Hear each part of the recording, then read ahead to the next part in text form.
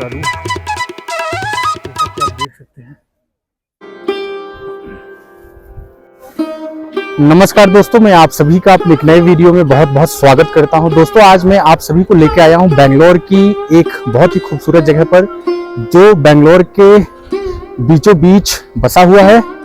और इस लैंडमार्क को अंग्रेजों ने ब्रिटिश काल में जो है ब्रिटिशर्स ने बनाया था किसी कालखंड में, और उसके बाद यहाँ की जो वाडियार राजघराना है उन्होंने जो है अंग्रेजों से इसको खरीद लिया था। तो इसमें आप जो है द्रविड़ निर्माण शैली और साथ में जो है ब्रिटिशर्स की जो निर्माण शैली होती थी उसमें उस निर्माण शैली में बने इस अद्भुत बेंगलोर पैलेस को मेरे कैमरे में देख सकते हैं आप। बहुत ही सुंदर एक इमारत, भव्य निर्माण शैली और उत्कृष्ट स्तर का जो है इसमें कारीगरी और इसका डिजाइन है।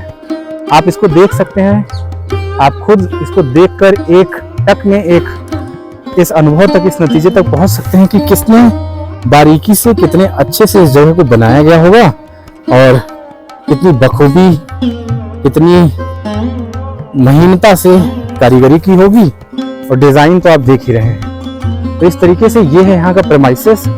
बहुत बड़ा प्रेमाइसेस है जिसकी मतलब काफी सारे जगह तो बंद किए गए हैं जो कि आप वहां जा नहीं सकते, और बाकी कुछ जो खुले जगह है जो मेरे कैमरे में आप जहां जहां तक लोगों का चहल पहल देख सकते हैं उतना जगह खुला है। बाकी ये प्रेमाइसेस कैंपस बहुत बड़ा है और यहाँ पर जो है मतलब रॉयल वेडिंग्स होती हैं, बहुत बड़े बड़े कार्यक्रम होते हैं, प्रोग्राम होते हैं, उसके लिए स्टेज बनाए जाते हैं, उसके लिए यहाँ पे टेंट्स बनाए जाते हैं। इस राजमहल ही मैं कहूँगा, इस राजमहल के इर्द गिर्द ये है अपने भारत का इतिहास का एक छोटा सा जो है आप अंश देख सकते हो। ऐसे हमारे देश के तमाम शहरों में जब राजतंत्र हुआ करता था तो उस समय की जो निशानियां हैं खुद देश में राजतंत्र की गवाही देती हैं। कितना समृद्ध भारत था, सोने की चिड़िया क्यों कहा जाता था। तो ये सब जो है हमें आपको बताने की जरूरत नहीं है। जो यहाँ के लैंडमार्क हैं, हमारे पूर्वजों ने जो बनाया है, सजोया है, प्रिजर्व किया है, उससे आप खुद अंदाजा लगा सकते हैं कि हम लोग कितने विकसित थे।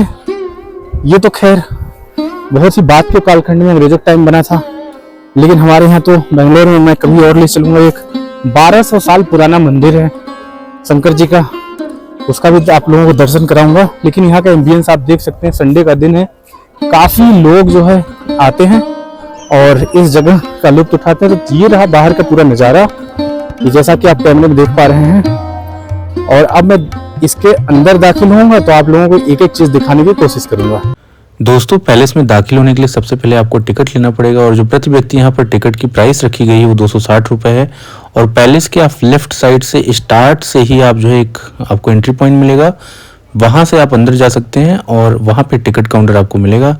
तो मैं भी आ जाता हूँ, लाइन में लग जाता हूँ। और एक जरूरी बात, यहाँ पर ये या तो कार्ड और या तो जो है कैश में ही पैसा एक्सेप्ट करते हैं टिकट के लिए, यूपीआई पेमेंट एक्सेप्ट नहीं करते हैं। तो इस बात का आप ध्यान रखिए। मेरा नंबर आ गया है, मेरे पास कैश था, मैंने कैश पकड़ाया और जल्दी मुझे टिकट मिल जाता है, उसके साथ कुछ वापस में रिटर्न पैसे मिलते हैं।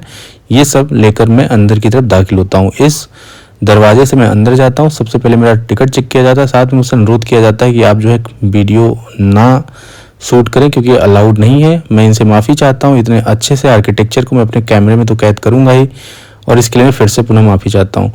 दोस्तों मेरे साथ बने रहिए, सुंदर से पैलेस को एक्सप्लोर करते हैं पूरी तरीके से। फ्रंट है लेकिन ये बंद है, और ये आप देख सकते हैं एक तोप है सामने और उधर भी एक तोप है। कुछ इस तरीके से इसका फ्रंट है। और दोस्तों मैं यहाँ से अंदर दाखिल होऊंगा, सॉरी, और ये देखिए जो है यहाँ से मैं अंदर जाने वाला हूँ। और ये सामने एक बहुत बड़ा सा स्पेस है, हॉल है, और उसके अंदर जो है रॉयल वेडिंग्स आयोजित किया जाता है। ये जो है ये कांच का आप देख पा रहे होंगे, इसके अंदर बड़े बड़े प्रोग्राम होते हैं। और इसका खैर जो वेन्यू का बुकिंग होगा बहुत कॉस्टली होता होगा। तो ये देख सकते हैं आप। अब मैं इस साइड से या फिर इस गेट से अंदर की तरफ दाखिल होऊंगा। तो ये है बाहर का नज़ारा, और यहाँ पर ये देखिए, ये यहाँ से मैं अंदर दाखिल होने वाला हूँ। दोस्तों, पैलेस में दाखिल होते ही इन सीढ़ियों के माध्यम से मैं ऊपर की तरफ गतिमान होता हूँ तो मेरी नजर पड़ती है इस रेलिंग पर, जो कि टीक वुड यानी सागवान की बनाई गई है। अगर आप नक्काशी देखेंगे तो देखते ही रह जाएंगे। साथ में ये सुंदर पात्र और इसके अलावा ये उत्कृष्ट स्तर की मूर्तियां रखी गई हैं, जो कि अनायास ही आपका ध्यान आकर्षित करेंगी। और तस्वीरों का संग्रह तो कुछ ऐसा कि इस पूरे पैलेस में करीब करीब 30,000 तस्वीरों का संग्रह है। जैसा कि आप देख सकते हैं, मैं आगे की तरफ बढ़ता हूं और एक ऐसा क्षेत्र जिसको हम आज के समय में लिविंग एरिया कहते हैं, तो यहाँ पर राज परिवार बैठकर समय व्यतीत करता था अपने परिवार के साथ। साजो सजावट ऐसा कि आपका मन स्थिर हो जाएगा, बिल्कुल यहाँ से हटने का मन नहीं करेगा।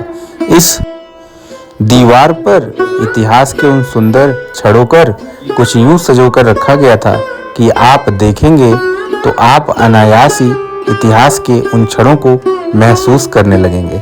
जैसे ही आप आगे बढ़ेंगे, हर एक दीवार पर सिर्फ तस्वीर ही तस्वीर। यहाँ पर आप देखोगे तो तस्वीरों के साथ छत में सुंदर नक्काशी और एक ये गलियारा जिसमें इन महोदय की तस्वीर लगी हुई है, जिनको मैं पहचान नहीं पाता हूँ। साथ में ये तस्वीरें जिसमें हाथियों का झुंड एक रथ को आगे की तरफ गतिमान कर रहा है। गजानन हमारे वैदिक संस्कृति में, सनातन संस्कृति में सबसे पहले पूजे जाते हैं। भगवान गणेश के सारथी हैं। और ये देखिए जो है छत में कुछ इस तरीके की बेजोड़ नक्काशी की गई है, जो कि बड़ी ही उत्कृष्ट कला और जो हमारी समृद्ध विरासत है उसको खुद ब खुद बयां कर रही थी। पैलेस में कुछ तस्वीरों का संग्रह मुझे पेरिस की याद दिलाता है, क्योंकि वहां भी कुछ इस तरीके की तस्वीरें रखी गई थी एक पैलेस के अंदर। आगे की तरफ बढ़ता हूँ, एक बड़ा सा आंगन का स्वरूप लिए हुए, साथ में ये देखिए माँ दुर्गा महिषासुर का वध करती हुई और एक नव युगल क्रीड़ा करता हुआ और मैं उनको निहारते हुए। जैसे ही आगे की तरफ बढ़ता हूं तो मेरी नजर पड़ती है इस सुंदर से आंगन पर, जो कि बहुत ही भव्य लग रहा था। इतना सुंदर लग रहा था कि यूं मानो कि मैं यहाँ देखता ही रहूं। साथ ही मैं देखता हूं इस आंगन के एक दूसरे हिस्से की तरफ, जहां पर भगवान के तस्वीरों का एक संग्रह देखने को मिला, जिससे कि मन प्रसन्न हो गया।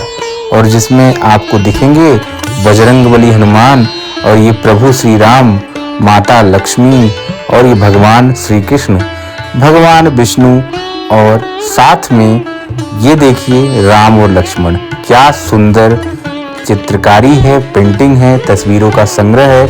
मैं खुद ब खुद कुछ बयां नहीं कर सकता।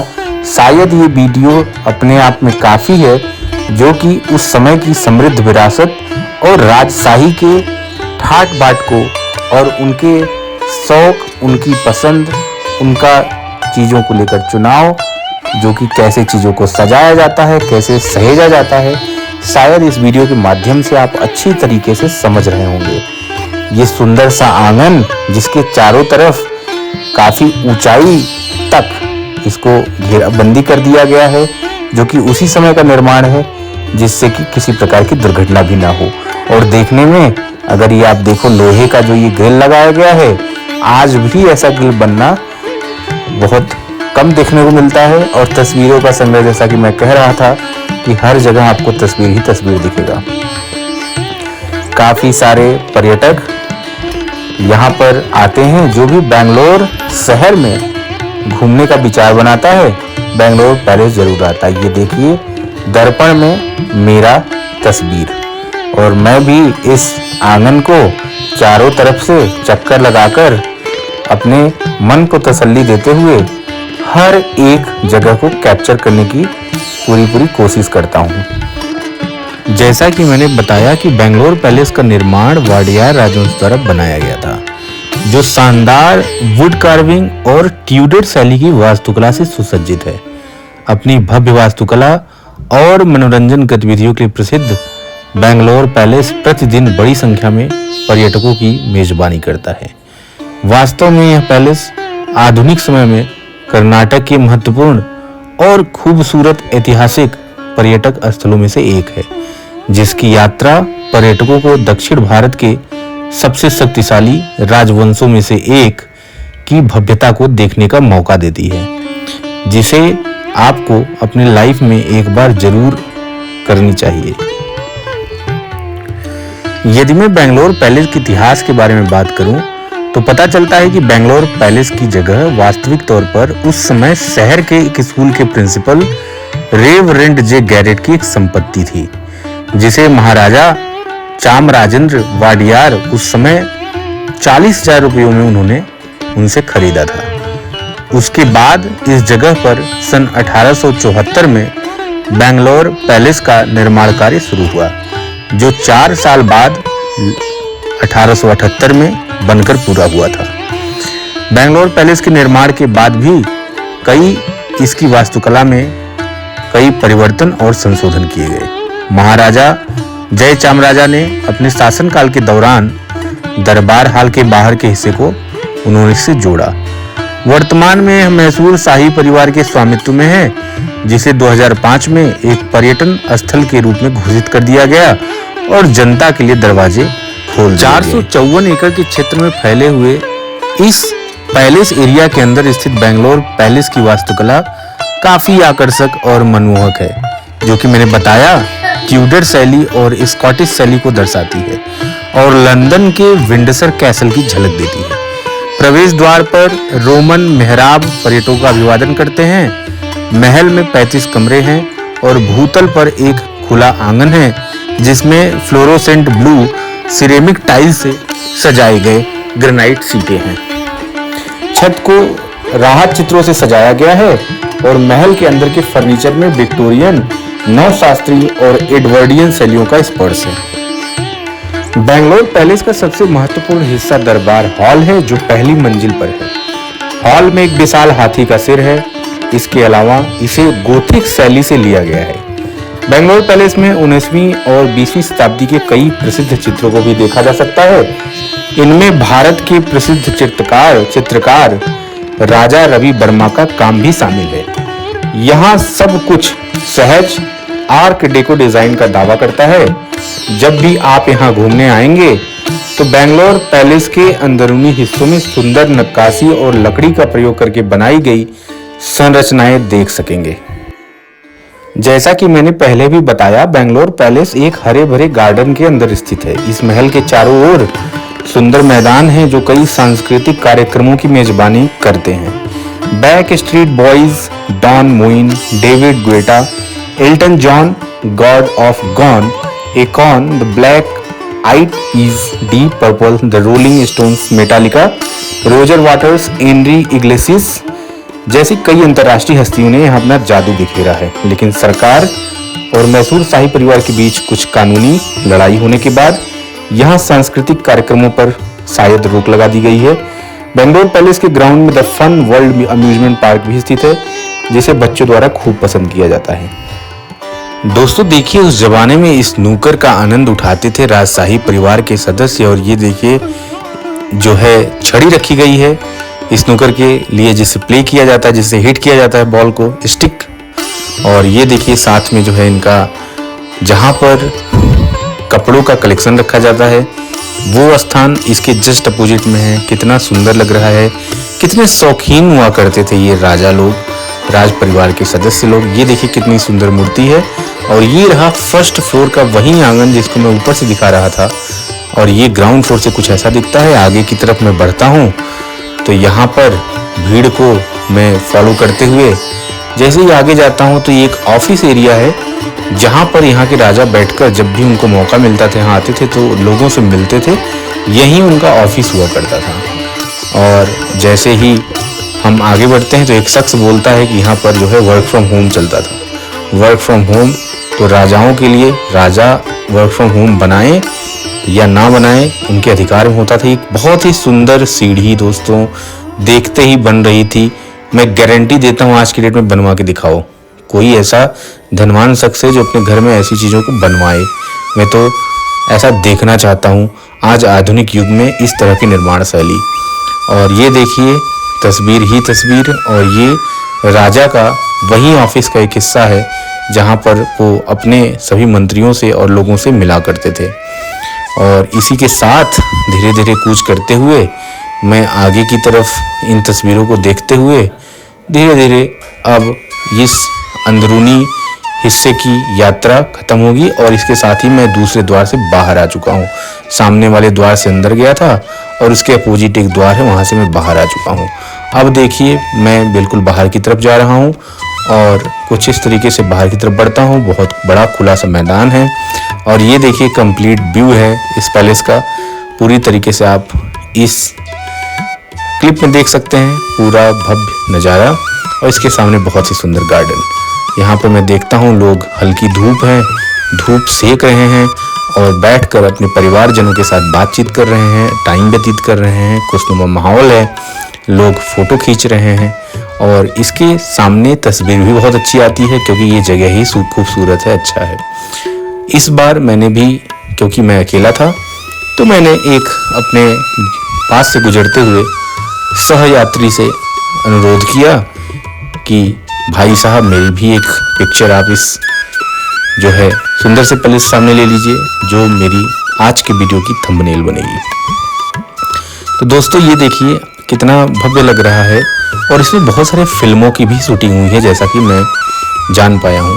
और क्यों ना होगा, क्योंकि लोग फिल्मों वाले सेट बनाते हैं, यहाँ तो लाइव सेट है, मतलब कि रियल में जो है बना हुआ आपको दिखेगा, जिससे एक वाइब्स जो आएगी वो सचमुच एक रियल जो है, मतलब सेट तो सेट होता है लेकिन ये तो रियल है और बेहतरीन जो है दिखता है।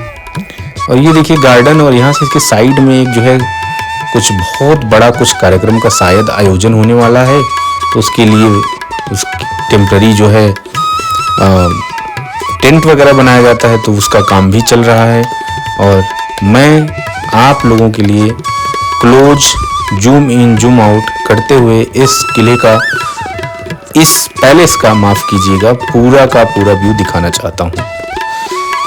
और ये गार्डन में भी मैं चलता हूँ तो यहाँ देखिए काफ़ी लोग फोटोग्राफी कर रहे हैं, पेड़ पौधों का पिक्चर निकाल रहे हैं और घूम रहे हैं, कूच कर रहे हैं और गतिमान हैं। कुछ लोग बैठे हैं, कुछ लोग खड़े हैं और कुछ यूं ही जो है लोग आज का समय इस सुंदर से पैलेस के सामने व्यतीत कर रहे हैं।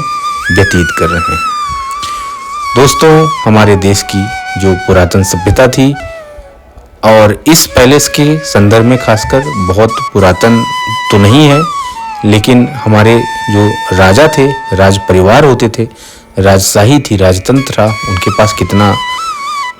पास कितनी शक्तियाँ थी, उनके पास कितना धन था, उनके पास कितना ऐश्वर्य था, उनके पास कितनी समृद्धि थी, उनके पास कितना वैभव था, उनके पास कितना शौर्य था, इसका बखान मैं क्या करूँगा। इतिहास में ऐसे जो चीज़ें दिख रही हैं आपके सामने, ये स्वयं कर रही हैं कि हमारे राजतंत्र में राजा कितने शक्तिशाली थे।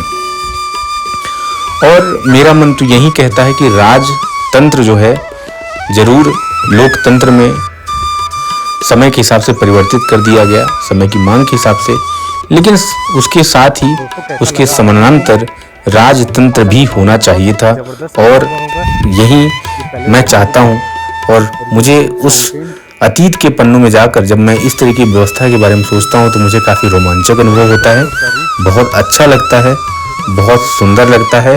और मैं यही सब कह रहा हूँ वीडियो में और दिखा रहा हूँ। ये देखिए जो है इस जो है फूल पत्तों की श्रृंखला को मैं अपने वीडियो में कवर कर रहा हूँ। और यहाँ गार्डन से इस तरीके की सीढ़ियाँ हैं, इसको चढ़ते हुए आप जो है आगे की तरफ जाएंगे और ज़्यादा नज़दीक नहीं जा सकते, इसकी घेराबंदी की गई है। उसका क्या कारण है मुझे नहीं पता। और ये देखिए फूल, पेड़ पौधे, प्रकृति प्रदत्त जो संरचना है वास्तव में बहुत ही मनमोहक लगती है और इसका इंसान बराबरी नहीं कर सकता। इंसान का क्रिएशन प्रकृति के क्रिएशन को जरा सा भी टच नहीं कर सकता। हाँ, कुछ चीज़ों में उसके नज़दीक जा सकता है, उसका भी वैज्ञानिक आधार होता है, उसका भी प्रकृति में संभावना संभव होती है, चीज़ों का जो है स्कोप होता है तभी वो चीज़ें संभव होती है। मतलब विज्ञान जो है कुछ नया नहीं है, विज्ञान एग्जिस्ट करता है और हमारा जो वेद है, हमारा जो पुराण है, हमारी जो सनातन संस्कृति है, वो भी उसका भी आधार जो है वैज्ञानिकता के आधार पर सब चीज़ें कही गई हैं। और ये देखिए जो है मैं आप लोगों से यही कहना चाहूँगा कि अगर ये वीडियो आप लोगों को पसंद आता है तो दिल खोल कर शेयर करिए, इतना शेयर करिए कि वीडियो वायरल हो जाए और मेरी मेहनत जो है कुछ रंग लाए। इसको आप लोग वायरल कराने की जिम्मेदारी आप लोगों की है। इसी तरीके से आप मुझे ऊर्जा देते रहेंगे तो एक से एक वीडियो मैं आप लोगों के लिए लेके आऊँगा। तो आशा करता हूँ कि वीडियो आप लोगों को पसंद आया होगा। पसंद आता है तो इसको लाइक करिए, शेयर करिए, सर्कुलेट करिए। अगर मेरे चैनल पे नए हैं तो चैनल को सब्सक्राइब कर लीजिए। इसी विशेष अनुरोध के साथ अब मैं यहाँ से अपने घर की तरफ प्रस्थान करता हूँ और इजाज़त दीजिए। मिलते हैं नेक्स्ट वीडियो में, तब तक के लिए बाय। ध्यान रखिए अपना। जय हिंद, जय भारत, जय कर्नाटका। और आप लोग अपना ख्याल रखिए। Bye bye, see you in the next video. Thank you so much for watching my content.